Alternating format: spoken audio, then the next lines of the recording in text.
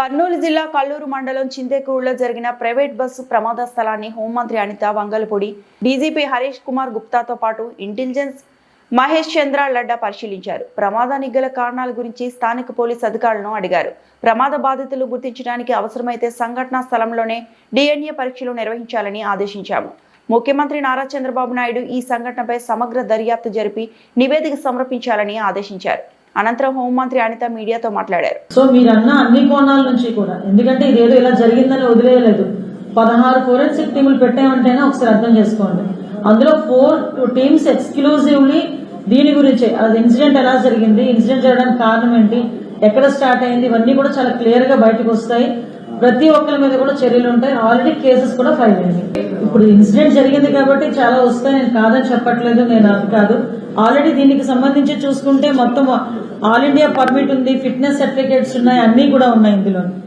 So ఎందుకు జరిగింది, ఏం జరిగింది, మీరన్న కోణంలో కూడా మేము ఈ రోజు దర్యాప్తు చేయడానికి సిద్ధంగా ఉన్నాం. అన్ని కోణాల్లోని దర్యాప్తు చేయమని గౌరవ ముఖ్యమంత్రి గారు ప్రత్యేకంగా దీని మీద ఆదేశించారు. ఈ రోజు మమ్మల్ని అందరినీ హుటాహుటిని ఇక్కడికి పంపించడంలోనే దీన్ని సీరియస్ గా, ఎంత సీరియస్ గా రాష్ట్ర ప్రభుత్వం తీసుకున్నదన్న విషయం కూడా మీరు గ్రహించుకోవాలి.